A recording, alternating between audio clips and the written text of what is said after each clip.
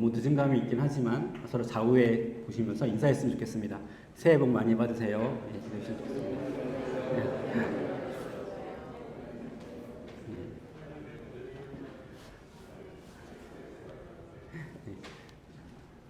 제가 이제 하다 보니까 목사님들이 옛날 목사님들이 이렇게 처음에 인사하라고 하시잖아요. 그래서 처음에 저거 왜 저렇게 하시나 몰랐는데 제가 보니까 목사님 자신을 위해서 하시는 거더라고요. 왜냐면 목사님이 긴장이 되시는 거예요. 앞에서 긴장이 되셔서 먼저 여러분들이 저를 좀 풀어주십시오라고 하는 의미에서 하는 거더라고요. 그래서 저도 또 이렇게 해봤습니다.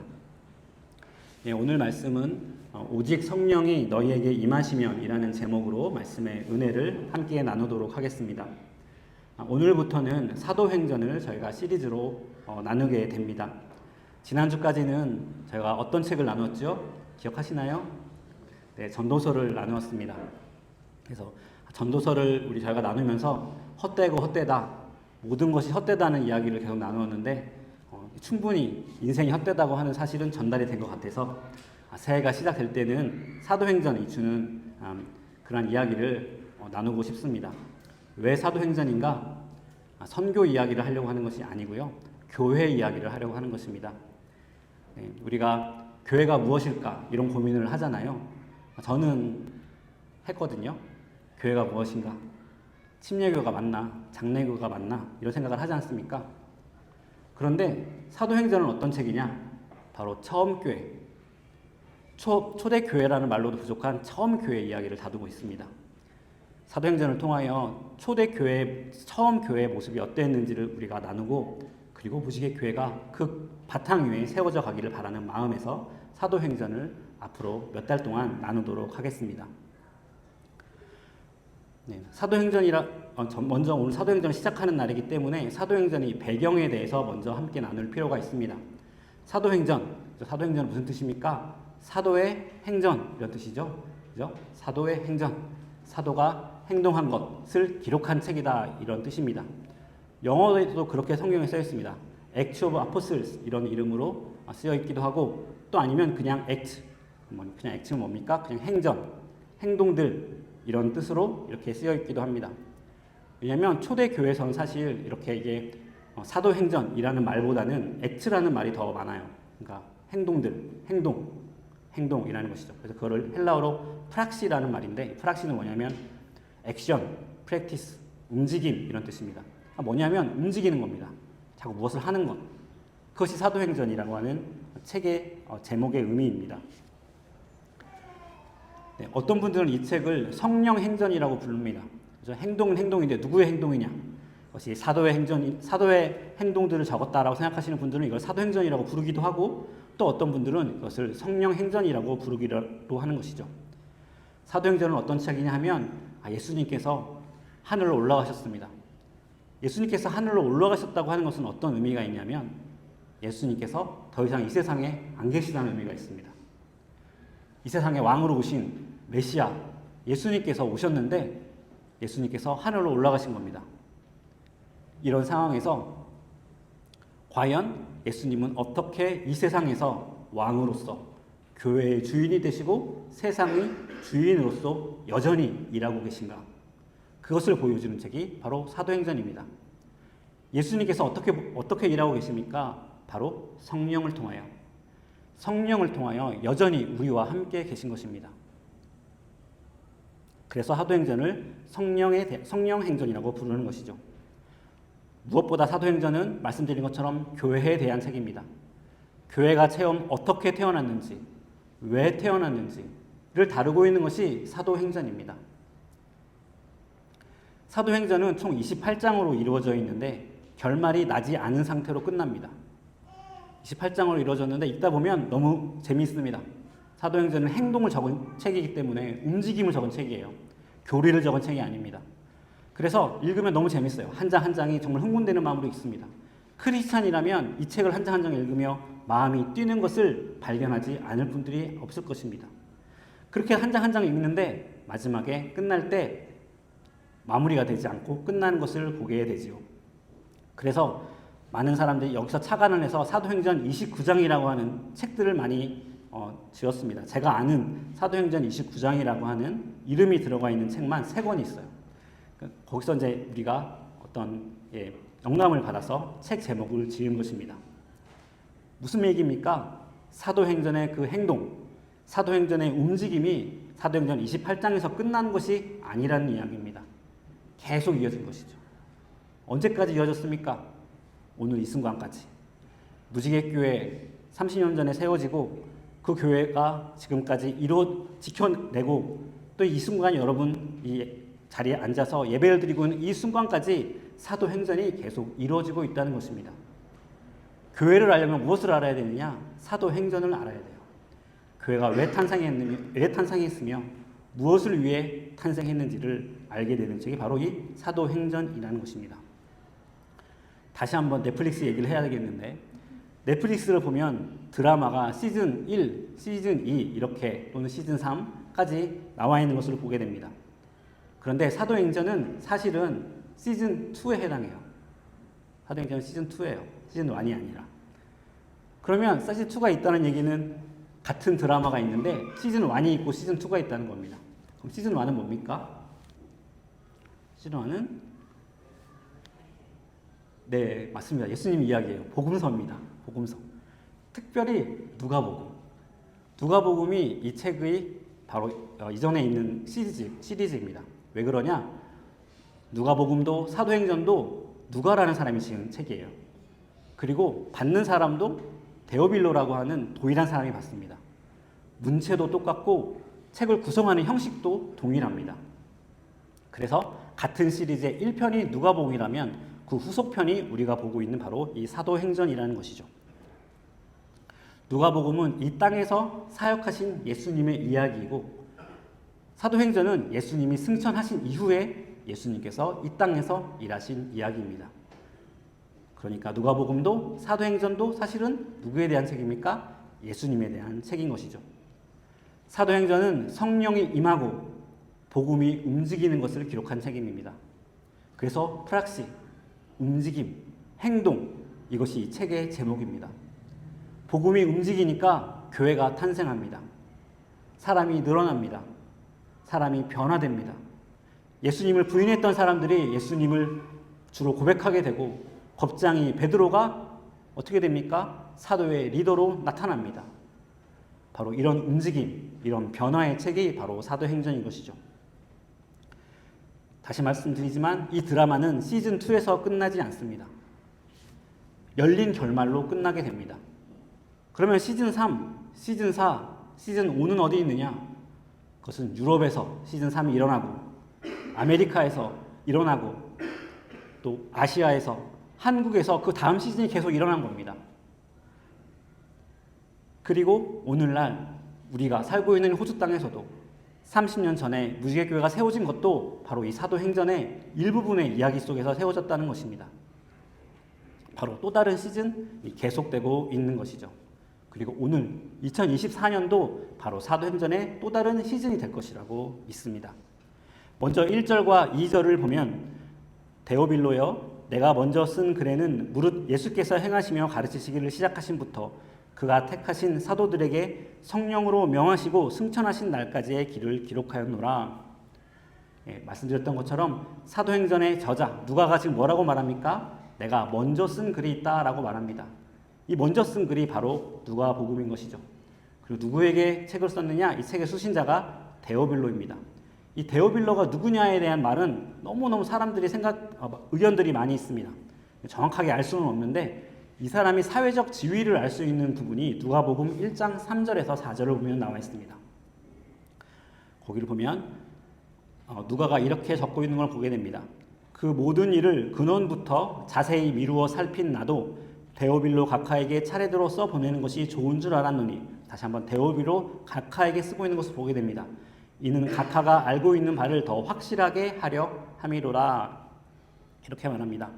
각하라고 하는 표현은 영어로는 most excellent라고 되어 있습니다. 각하입니다. 각하라는 말을 누구에게 씁니까? 아주 높은 사람에게 쓰지요. 이 most excellence라는 말도 높은 사람에게 씁니다. 아마도 이 데오빌로라고 하는 사람은 로마인 중에 굉장히 높은 고위 관직이었을 것으로 생각하고 있습니다. 이 사람이 정확히 누구인지는 알 수 없지만 어떤 이유이든 간에 로마의 최고위급 인물들에게까지 복음이 전파되고 있는 것을 보게 된 것이죠. 3절을 보면 그가 고난받으신 후에 또한 그들에게 확실한 많은 증거로 친히 살아계심을 나타내사 40일 동안 그들에게 보이시며 하나님 나라의 일을 말씀하시니라. 예수님께서 부활하신 이후에 제자들과 40일 동안 시간을 보내셨습니다. 부활하신 예수님께서 제자들에게 부활의 증거를 보여주셨습니다. 도마는 예수님의 상처를 만지기도 했지요. 고린도전서 15장에 보면 예수님께서 한꺼번에 500명의 제자들에게 나타나신 적도 있다라고 말을 합니다. 예수님이 십자가에 못 박혀 돌아가셨을 때 많은 사람들이 슬퍼했을 것입니다. 실망했을 것입니다. 그런데 예수님이 부활하신 것이죠. 부활하시니까 엄청난 용기를 준 것이죠. 이제 준비가 되었다라고 생각할 것입니다. 그런데 예수님께서 무엇이라고 말씀하시냐면 4절을 보면 사도와 함께 모이사 그들에게 분부하여 이르시되 예루살렘을 떠나지 말고 내게서 들은 바 아버지께서 약속하신 것을 기다리라. 요한은 물로 세례를 베풀었으나 너희는 몇 날이 못되어 성령으로 세례를 받으리라 하셨느니라. 마태복음 28장을 보면 예수님께서 뭐라고 말씀하시냐면 가라 하고 말씀하십니다. 부활한 예수님께서 확신에 차 있는 제자들에게 가서 열방으로 제자 삼으라 라고 말씀하시죠. 그런데 오늘 본문에서는 이 가라고 하신 예수님께서 기다리라 라고 말씀하십니다. 성령을 기다리라 라고 말씀하십니다. 너희들이 지금 열정도 있고 확신도 있다는 걸 안다. 그리고 능력도 있겠지만 기다려야 한다 라고 말씀하시는 것입니다. 성령님이 오셔서 너희를 가르치시고 성령님이 오셔서 능력을 주실 때까지 기다리라.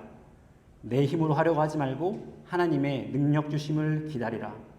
그때까지 가지 말고 일하지 말고 기다리라. 이렇게 말씀하시는 것입니다.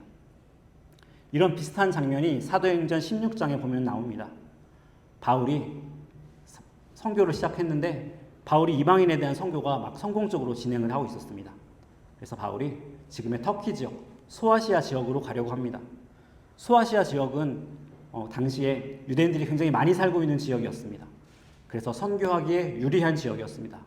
저기야말로 지금 우리가 가서 선교할 지역이다. 이렇게 생각했던 것이죠.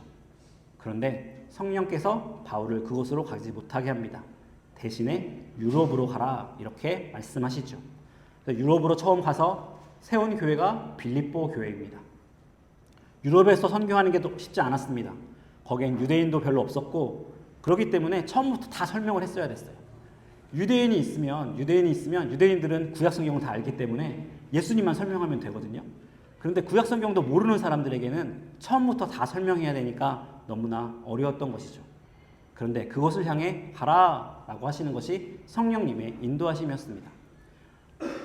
왜인지는 모르지만 그곳에 갔고 또 그곳에서 복음을 전파하게 된 것입니다.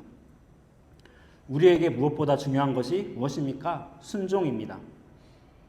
열정보다 중요한 것이 순종입니다. 제자들은 3년 동안 예수님에게 제자 훈련을 받고 또 병 고치고 귀신 쫓는 영적인 경험도 했습니다. 심지어 부활을 직접 경험했습니다. 초대교회 많은 사람들이 순교를 당했습니다.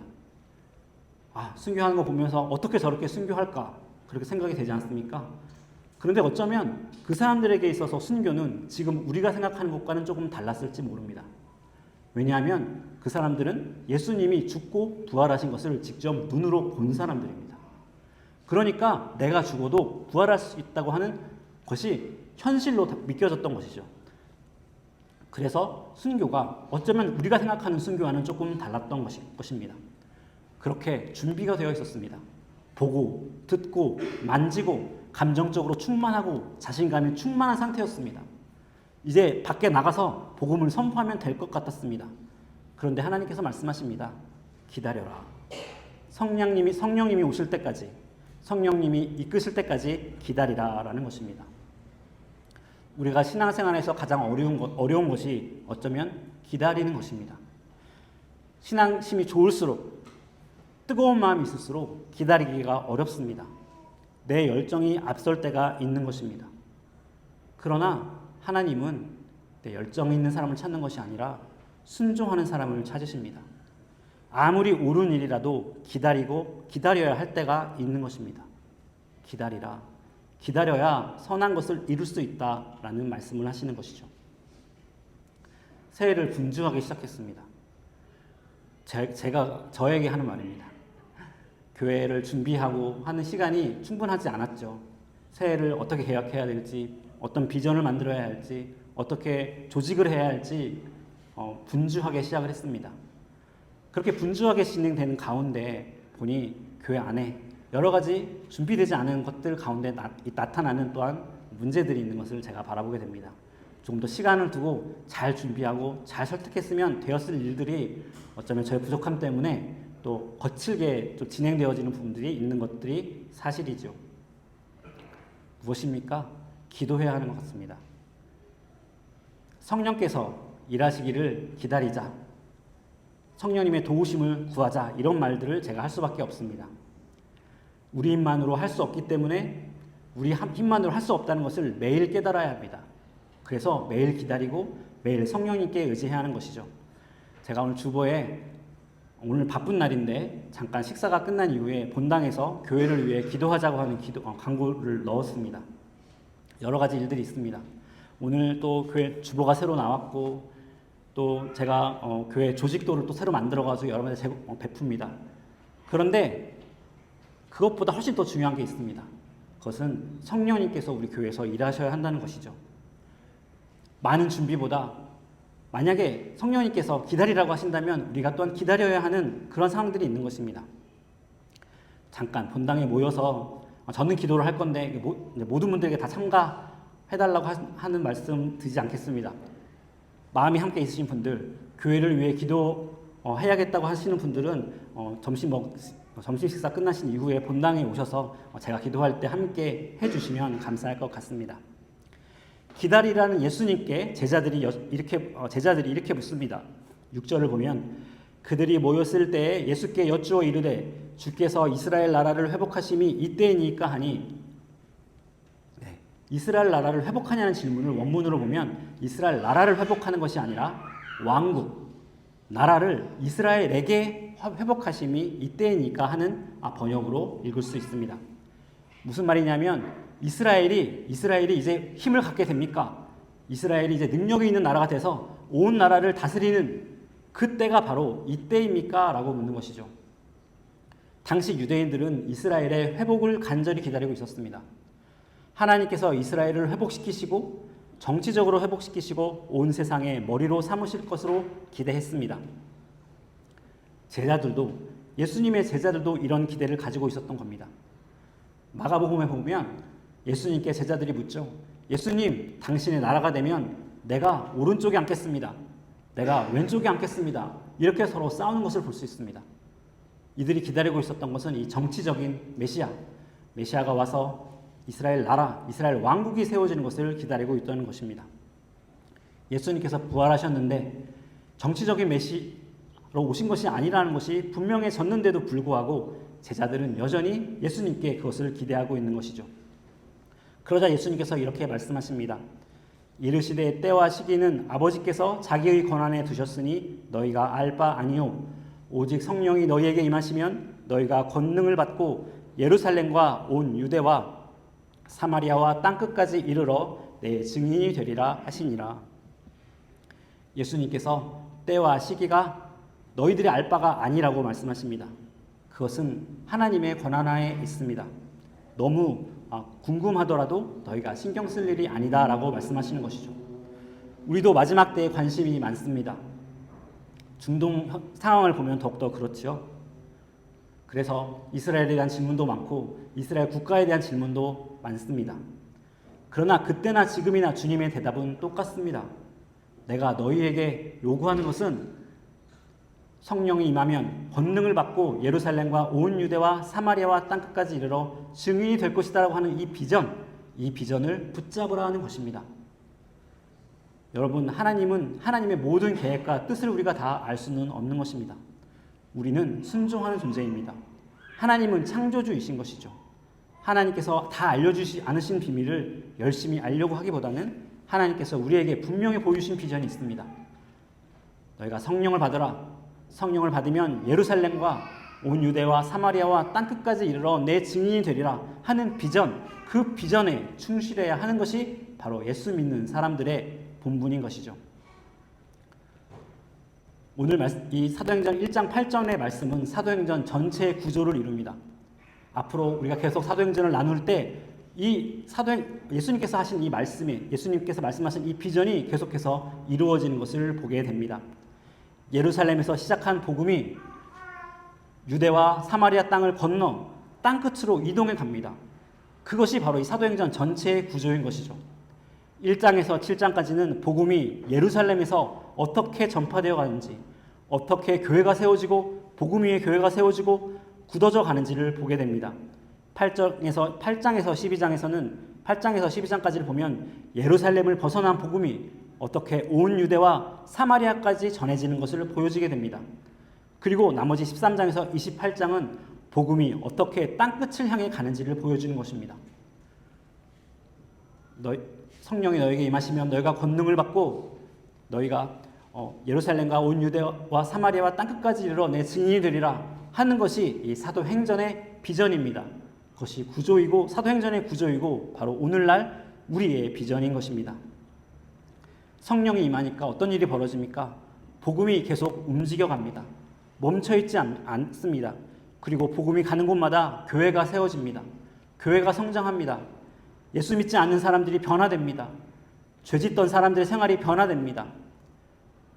처음에는 예루살렘에서, 그리고 안디옥에서, 그리고 로마에서 복음은 계속 이렇게 움직여 간다는 것입니다. 이 구조에 따라서 사도행전 전반부는 유대인의 사도인 베드로가 가장 중요한 사도이고 후반부에서는 이방인의 사도인 바울이 가장 중요한 사도로 등장한다는 것입니다. 여러분, 교회에서 누가 가장 중요한 사람입니까? 하나님의 뜻에 합당한 사람이 가장 중요한 사람입니다. 저도, 여러분도, 장로님들도 가장 중요한 사람들이 아닙니다. 하나님께서 뜻에 따라 사용하실 때 가장 중요하게 되는 것입니다. 복음이 유대인에게 전해질 때 베드로의 역할이 중요했다면 열방으로 전해질 땐 사도 바울의 역할이 중요해진 것입니다. 만약에 베드로가 나중에 하나님의 뜻은 이랬는데 우리가 계속해서 유대인의 복음을 전해야 하고 내가 가장 중요한 사람이라고 그렇게 했다면 어떻게 되었겠습니까? 바울도 이 순서에 따라 복음을 전합니다. 바울은 선교여행을 가며 어디를 갈 때마다 가장 먼저 유대 회당을 갑니다. 유대인이 전 세계에 퍼져 있었는데 가장 먼저 어디를 가던 유대인들이 있거든요. 어디를 가던 이방인들이 있고, 그러면 바울은 갈 때마다 유대인이 모여있는 회당에 갑니다. 그래서 유대인 회당에서 복음을 전합니다. 그리고 유대인들이 받아들이지 않으면 그 복음을 가지고 광장으로 갑니다. 아고라로 나갑니다. 그래서 이방인들에게 복음을 전하게 되는 것이죠. 예루살렘에서 출발한 복음이 유다와 사마리아를 거쳐 땅끝까지 가는 것입니다. 우리는 그 움직임을 사도행전 1장부터 28장까지 보게 됩니다. 그리고 지금도 그 일이 일어나고 있는 것입니다. 그 일이 일어나고 있는데 그 일 가운데 우리가 있는 것입니다. 지난주 어떤 집사님이 나누어준 이야기입니다. 자녀들이 부모에게 이렇게 묻는다는 것이죠. 왜 교회를 다니는지 묻는다는 것입니다. 자녀들이 보기에 교회를 왜 다니는지 이해가 안 간다는 것입니다. 그러면서 이렇게 말한대요. 교회 와서 예배드리고 밥 먹고 사람들과 재밌게 얘기하다가 집에 오는 것이냐? 그래서 교회 가는 것이냐라고 묻는다는 것입니다. 그렇다면 나는 교회 가지 않겠다라고 아이들이 이야기한다는 거예요. 아이들 말이 다 진리는 아니겠지요. 그러나 이 아이의 질문에는 사도행전이 우리에게 하는 질문과 같은 맥락의 이야기가 있는 것입니다. 우리의 교회가 왜 존재하는가? 나와 비슷한 사람들끼리 모여서 같은 음식을 먹고 같은 말하고 같은 문화 속에서 살면 편하고 위로받고 그러겠죠. 기분이 편할 것입니다. 평안하고 안정감을 느끼겠죠. 그러려고 모이는 것인가? 사도행전이 우리에게 그런 질문을 하는 것입니다. 교회가 왜 생겼는가? 왜 교회가 처음 생겼는가? 라고 우리에게 묻고 있는 것입니다. 사도행전은 움직임이 있어야 한다고 말합니다. 사도행전은 우리에게 우리 교회 안에 움직임이 있는가라는 질문을 던집니다. 사도행전에 움직임이 있다면 만약에 우리 교회 안에 사도행전의 움직임이 정말 있다면 복음이 시작해서 복음이 사람을 변화시키고 복음이 경계를 넘어서 예루살렘의 경계를 넘고 유다의 경계를 넘고 사마리아의 경계를 넘어서 땅끝까지 가고 있는 그러한 움직임이 있다면 아마 지금 우리가 교회에서 너무너무 중요하게 생각하는 일들이 하찮은 일이 될지도 모른다는 것입니다.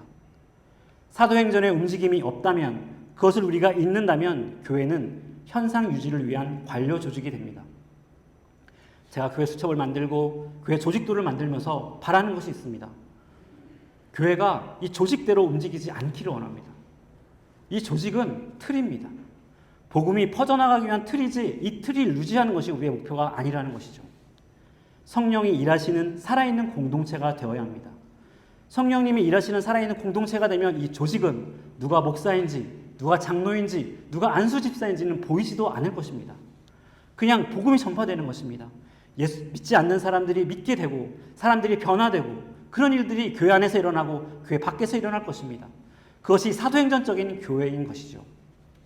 우리 교회가 사도행전적인 교회가 되기를 원합니다. 새해에는 사도행전적인 교회가 되기를 원하며 제가 구체적으로 원하는 기도 제목 3가지가 있습니다. 첫 번째 기도 제목은 선교지를 열심히 섬겼던 일들이 재개되기 원합니다. 선교는 교회의 선교부 한 부서가 하는 일이 아닙니다. 선교는 교회의 운명입니다. 교회의 비전이고 교회의 아이덴티티입니다. 올해를 계획할 충분한 시간이 없다고 제가 양해의 말씀을 드렸습니다. 그래서 어떻게 선교해야 하겠다는 계획이 아직 세워있지 않지만 그러나 상관없습니다. 선교라고 하는 것이 교회의 중심이고 교회의 근본이라면 올 한 해 내내 예배를 매주 드리듯이 매주 선교지를 찾아보고 매주 선교지에 방문하고 매주 선교지를 섬기는 일이 일어나야 할 것입니다. 선교가 교회의 본질이라서 교회가 선교에 힘을 쓰면 그러면 교회의 평안이 찾아옵니다. 왜 그렇습니까? 교회가 제 기능을 하고 있기 때문에 그렇습니다. 그런데 우리가 그렇게 하지 않으면 우리들끼리만 모여 있으면 서로서로의 얼굴만 보고 있으면 계속 본질이 아닌 것 때문에 갈등이 생깁니다. 그래서 교회가 어려워질수록 선교해야 합니다. 교회가 어려워질수록 계속 움직이도록 등을 밀고 우리가 함께 움직여야 하는 것이죠. 두 번째는 다음 세대의 사역입니다. 저는 다음 세대 사역이 선교 사역이라고 믿습니다. 왜냐하면 여러분 다음 세대 사람들은 다음 세대 청년들, 한국에서 젊은 청년들도 마찬가지입니다. 우리가 지내고 있는 이 어떤 전통적인 이런 것들과 그런 문화와 많이 다른 문화 속에서 자랍니다. 그들이 매일매일 숨쉬고 있는 것들, 먹고 있는 것들이 우리와 다른 것을 먹고 있는 거예요. 말이 똑같기 때문에 우리 여러분들이 생각하기에는 한국 사람이라서 내가 이 말 하면 다 알아듣겠지, 당연한 것이지 라고 생각하겠지만 그렇지 않다는 것이죠. 다른 문화권에 살고 있는 사람입니다. 여러분 생각해 보십시오. 미국 사람과 필리핀 사람이 영어를 다 잘한다고 해서 그들이 똑같은 문화를 가지고 있다고 말할 수 있겠습니까? 그럴 수 없는 것이죠. 다음 세대, 청소년, 청년, 젊은 세대를 다른 문화권에 살고 있는 선교 대상으로 보고 적극적으로 접근하고 그들이 복음의 확신을 갖도록 도와야 한다는 것입니다. 제가 바라는 것은 이겁니다. 우리가 다음 세대 사역을 할 때 잘 안 되는 이유 중에 하나가 이겁니다. 뭐냐면 우리가 이렇게 예배를 드리잖아요. 그러면 다음 세대 이제 고등학교 애들이 졸업을 해서 올라옵니다. 그럼 이 아이들을 우리가 하는 일들을 똑같이 하도록 만드는 겁니다. 이 아이에게 예를 들면 주보하는 일을 만들고 성가대 서는 일을 만들고 그렇게 해서 우리 교회를 교회가 계속 해왔던 일들을 계속 더 앞으로 더 해갈 수 있다 생각하자. 이것을 다음 세대 사역이라고 생각한다는 겁니다. 그런데 그렇지 않다는 거예요. 네. 제가 그 로뎀나무 아래 영상을 만든 거 한번 보시면 이제 제가 무슨 말씀을 하는지를 더 잘 알 수 있을 것 같은데 그렇습니다. 우리가 가지고 있는 틀, 형식이 있는데 이 문화권의 아이들을 끼워 맞추려고 하는 것이죠. 그렇게 실패하면 할 수 없다 이렇게 생각한다는 겁니다. 네. 제가 믿는 것은 다음 세대 사역은 다음 세대 아이들이 복음의 확신을 가지고 예수님을 믿고 자기의 문화에 맞도록 스스로 형식을 찾아가고 스스로 형식을 만들어가도록 도와주는 일이 우리가 해야 될 일이라는 겁니다. 우리가 해왔던 일들을 똑같이 해나가는 것이 하나가게 하는 것이 아니라 그들의 문화에 맞는 형식을 스스로 찾아갈 수 있도록 복음의 확신을 가지고 찾아갈 수 있도록 도와주는 것입니다. 그것이 선교지에서 하는 일이잖아요. 그죠? 선교지에 가서 한국 찬양 사전 가르칩니까? 선교지에 가서 여러분 한국에서 했던 거 똑같이 가르치고 한국어 배우라고 가르치나요? 그들의 언어로 복음을 그들의 삶으로 살아낼 수 있도록 가르치는 것이 선교잖아요. 다음 세대 아이들도 그렇게 해야 됩니다. 그 방법밖에 없습니다. 제가 보기에는. 제가 주일 점심 식사 이후에 그 시간을 젊은 부부가 모일 수 있는 시간을 마련하려고 하고 그들을 위하여 시간을 쓰려고 합니다. 여러분이 동의해 주셨으면 좋겠어요. 꼭 예배 형식이 아니더라도 그 시간에 우리 청년들이 모임을 가져서 함께 기도하고 함께 말씀을 나누는 시간을 가져야 할 것 같습니다. 제가 교회 수첩을 만들다 보니까 또 본 것 중에 하나가 거의 매주 회의가 있더라고요. 거의 매주 회의가 있는 거죠. 회의가 있어요. 회의가 엄청나게 많이 있습니다. 그런데 교회가 중요하죠. 근데 교회는 틀이거든요. 그 목적이 될 수 없는 겁니다. 그죠? 그걸 사역을 하기 위한 틀인 겁니다. 틀은 얼마든지 바꿀 수 있다고 저는 믿어요. 교회 회의는 어른들의 교회 회의는 가능한 평일에 할 수 있다면 얼마나 좋을까 하는 생각을 해봅니다. 예를 들면 어떤 공동회의 같은 경우는 주일에 해야겠지만 그 밖에 기관장 회의라거나 그런 회의들은 평일에 줌으로 할 수도 있지 않을까요? 그래서 사역할 수 있는데 다음 세대 사역할 수 있는데 좀 시간을 양보할 수 있는 일이 있었으면 좋겠습니다. 또 첫 번째와 연관해서 자녀들 데리고 단기 선교를 가는 일, 선교 여행을 가는 것을 적극적으로 해야 합니다. 아이들을 데리고 선교지 가는 것보다 더 좋은 기독교 교육은 없어요. 교회에 와서 예배드리고 밥 먹고 사람들과 이야기하는 것이 다가 아니라고 하는 것을 알려줄 수 있는 유일한 기회가 우리가 선교지에 가서 보여주는 것입니다.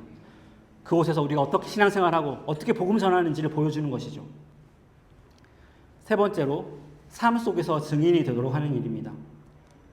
교회에 와서 크리스찬으로 살다가 문을 나가면서 더 이상 크리스찬이 아닌 사람들이 아니라 이 세상 어디에 있든지 직장에 있든지 가정에 있든지 예수님의 증인으로 살 수 있도록 해야 하는 것, 이것이 바로 저의 비전입니다. 삶이 예배가 되게 하고 삶이 선교가 되도록 하자는 것입니다. 복음이 예루살렘에서 시작하여 땅끝까지로 간다는 의미는 무엇인가? 예루살렘에서 시작하여 유대를 지나 사마리아를 지나 땅끝으로 간다는 이야기는 무엇인가? 무슨 얘기냐면 점점 복음의 밀도가 낮은 곳으로 간다는 겁니다. 예루살렘은 복음의 밀도가 강하잖아요. 근데 점점 복음의 밀도가 약한 곳으로 가는 겁니다. 그곳으로 가서 내가 사는 거예요. 증인으로. 그러면 그것이 바로 사도행전의 비전을 이루는 것이죠. 교회는 복음의 밀도가 높은 곳이에요. 우리가 늘 복음을 이야기하고 보는 사람마다 예수 믿는 사람들이고 기도하는 사람들이죠. 이것은 교회에서 일어나는 일입니다. 선교는 이 밀도가 높은 교회에 왔다가 예루살렘에서 왔다가 땅끝으로 가야 되는 것입니다. 복음의 밀도가 낮은 곳으로 가야 돼요. 그곳이 어디입니까? 직장이고요. 여러분 학교이고요. 가정일 수 있는 것입니다. 그곳에서 증인으로 사는 것이 바로 사도행전의 삶을 사는 것이죠. 복음은 움직이는 것입니다. 주일 예배에서 은혜를 받았다면 복음을 들고 또 세상 속에서 살아야 한다는 것이죠. 여러분, 순모임도 중요합니다. 그곳에서 우리가 어떻게 이 세상에서 증인의 삶을 살고 있는지 서로 나누고 도전하는 일이 일어나는 것이죠. 제가 여러분에게 계속 지금 이야기를 하는 얘기가 무엇입니까? 우리 모두는 사도행전의 일부분이라는 것입니다. 사도행전의 그 움직임, 예루살렘에서 시작하여 땅끝으로 가는 그 움직임 속에 우리 모두가 있다는 것입니다. 그 움직임이 그치면 고이게 돼요. 그리고 썩게 됩니다. 사도행전의 움직임 때문에 복음이 우리에게서 전해진 것입니다. 여러분, 사도행전의 움직임이 아니었으면 저 오른쪽 땅끝에 있는 대한민국에서 태어난 우리가 어떻게 예수를 믿게 되었겠습니까? 그 움직임 때문에 우리가 예수님을 믿은 것입니다. 그 움직임 때문에, 사도행전의 움직임 때문에 무지개교회가 세워진 것입니다. 교회는 오늘날도 사도행전의 역할을 계속해 나가야 한다는 것입니다. 우리는 복음의 증인으로 부르심을 받았습니다. 교회가 사도행전의 공동체라면 교회 안에서도 계속 경계를 넘는 일이 벌어져야 해요. 비슷한 사람들끼리 눈빛만 보면 아는 사람들끼리 계속 뭉치는 일이 아니라, 여러분, 예루살렘은 어떤 곳입니까? 복음의 밀도가 높은 곳이기도 하지만 가장 편안한 곳이기도 해요. 세상 땅끝은 미지의 곳이죠. 그곳을 가야 하는 것입니다. 그 이야기는 또한 교회가 어떤 사람들이 와야 하느냐, 우리가 나와 비슷한 사람들끼리 모이는 것뿐만 아니라 나와 다른 사람들 또 함께 할 수 있는 그런 교회가 되어야 하는 것이죠. 그것이 사도행전의 움직인 것입니다. 그러면 어떤 일이 벌어집니까? 그럼 문제가 생겨요. 다른 사람들이 들어오니까 불편하고 시끄러운 일이 생깁니다. 앞으로 사도행전을 보겠지만 이 복음이 움직이잖아요. 복음이 움직이니까 평탄하지 않습니다. 교회가 분열이 생겨요. 왜냐하면 별의별 사람들이 다 들어오거든요. 박해가 생깁니다. 너무 달라서. 그런데 성령이 임한 교회는 이 움직임을 멈출 수가 없는 것이죠. 사람들 사이의 경계가 무너지고 문화의 경계가 무너지고 그래서 점점 우리와 다른 사람들이 교회의 일부분이 되는 일이 벌어지는 것입니다. 그것이 사도행전적 교회입니다. 그것이 사도행전의 움직임입니다. 그 이야기는 무엇입니까? 사도행전적 교회가 되어갈수록 갈등도 생기고 핍박도 생길 것이라는 것입니다. 그런데 그것을 이겨낼 힘이 있습니다. 어떻게 이겨낼 수 있습니까? 성령이 우리 안에 계시기 때문에 성령의 의지에서 이겨낼 수 있는 것입니다. 성령이 임하시면 비본질적인 것은 다 덮어지는 것입니다. 우리 힘으로 할 수 없지만 우리 안에 계시는 성령이 힘을 주시니까 가능해지시는 것이죠. 새해 우리 교회가 평안한 교회가 되기 원합니다. 제가 처음에 말씀드렸던 것처럼 제가 위로가 되기 원합니다. 그래서 저 때문에 교회가 갈라서지지 않고 교회가 하나고 뭉쳐지고 그렇게 되었으면 좋겠습니다. 그런데 더 원하는 것이 있습니다. 그것은 우리 교회가 살아 움직이는 행전의 교회가 되기 원하는 것입니다.